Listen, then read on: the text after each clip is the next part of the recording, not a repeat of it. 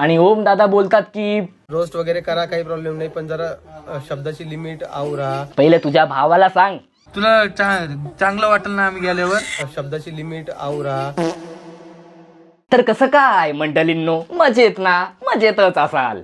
सावले कुटुंबाच्या मोठ्यावर मी खूप रोस्ट केले. परत एकदा जर रोस्ट केला तर परत एकदा स्ट्राईक वगैरे यायची आपल्या चॅनलला. म्हणून म्हटलं कशाला फुकट खाली कंदाला, आपण दुसऱ्या ब्लॉगरवर रोस्ट व्हिडिओ बनवूया.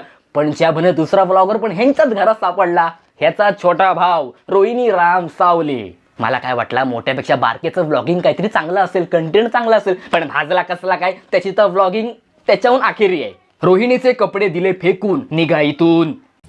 एवढे चिंध्या आणत असते का या इकडं? दोघं मस्तपैकी शॉपिंग वगैरे करून आले, पण आईला एक साडी नाही आणली. साडी नाही आणली. मला ती ड्रेस आणले, दाखवेल मला.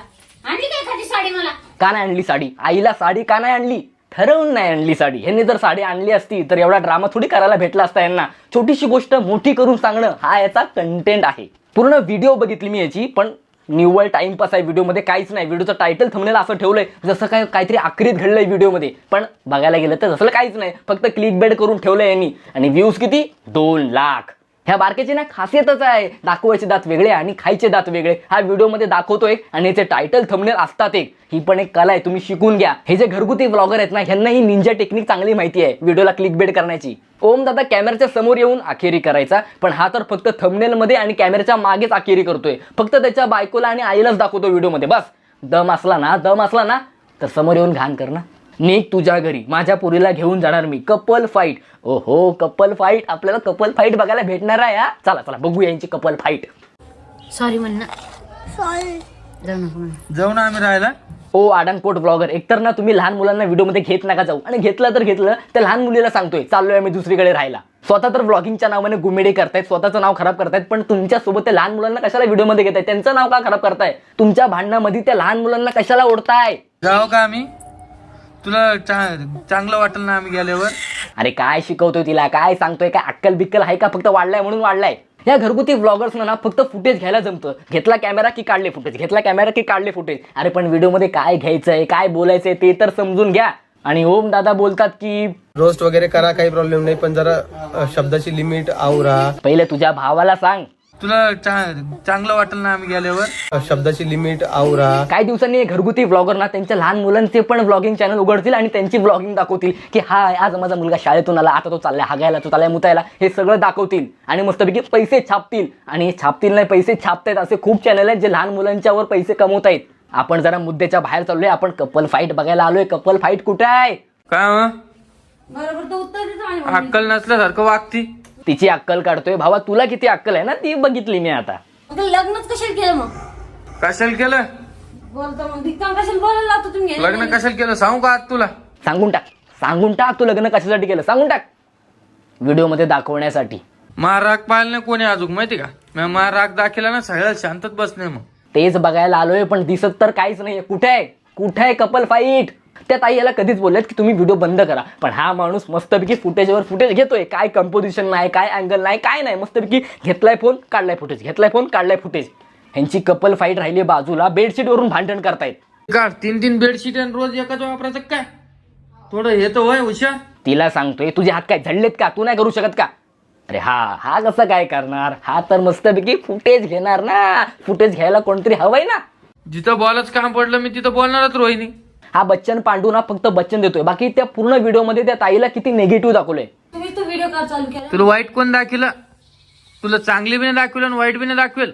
हे जे सगळे घरगुती व्लॉगर पुरुष मंडळी आहेत ना, त्यांना असं वाटतं की त्यांच्या ज्या बायका आहेत ना एकदम गरीब गाय, त्यांना काही येत नाही, युट्यूब बद्दल काय माहिती नाही, सगळं माहिती ते कोणाला? ह्यांनाच. हेच हुशार. तुमच्याहून ते हुशार आहेत, समजूतदार आहेत. तुम्ही स्वतःला मस्तपैकी शाहरुख खान समजता ना. जाऊ दे, आजपासून रोहिणीचा व्हिडिओ घेणार नाही मी. प्रत्येक ब्लॉगच्या शेवटला हे बोलतो की आज आईला घेणार नाही, आता रोहिणीला व्हिडिओमध्ये घेणार नाही. आणि दुसऱ्या दिवशी कॅमेरासमोर त्याच दोघी, ओठात एक आणि पोटात दुसरी. भावा त्यांना जर व्हिडिओमध्ये घेतलं नाही तर दाखवणार काय तू तर कॅमेऱ्याच्या मागे असतोस. दाखवणार काय? घर. या गोष्टी फक्त दोघच झाले पाहिजे एवढंच म्हणते मी. एकदम बरोबर आहे, 100% बरोबर आहे ताई, तुमचं सगळं बरोबर आहे. पण काय, ह्या जर सगळ्या गोष्टी तुमच्या दोघांमध्ये झालं तर मग लोकांना काय दाखवणार? लोकांना काहीतरी दाखवलं पाहिजे ना, त्याशिवाय डॉलर कसा येणार? आता हा बोलणार की आजपासून व्हिडिओ बंद. व्हिडिओ बंद आहे आता, बंद आहे. आजचा लास्ट व्हिडिओ आहे. आणि डेली व्लॉगिंग करतोय. अरे काय बोलून बोल मारते नाही मग. कपल फाईट बघायला आलेलो. कसली फाईट आणि कसलं काय सगळं ताईट. तुमचं कसं झालं माहिती आहे, वरून कीर्तन आणि आतून तमाशा. ह्या ताई पण किती शातीर आहेत ना, म्हणजे कधीपासून बोलतात की व्हिडिओ बंद करा, तुम्ही व्हिडिओ बंद करा, आणि स्वतःच कॅमेऱ्याच्या समोर येत आहेत. वा मस्त चाललंय, लोकांना एकदम बनाव बकरे बनवताय.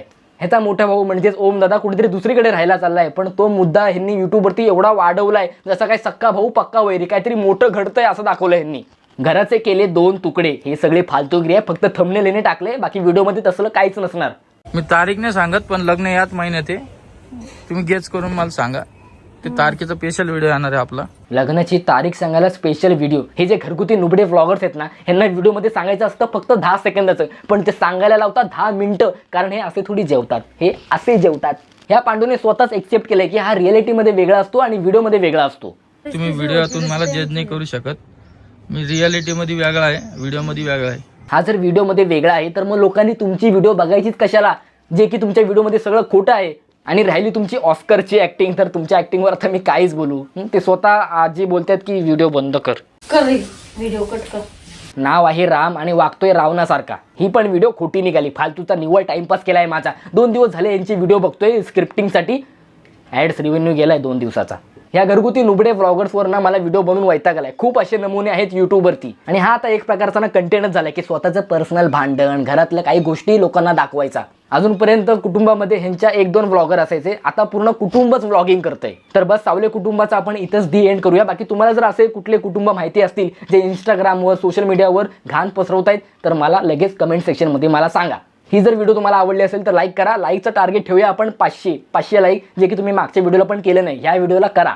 तर चला भेटू एका पुढच्या व्हिडिओमध्ये. टाटा, येतो.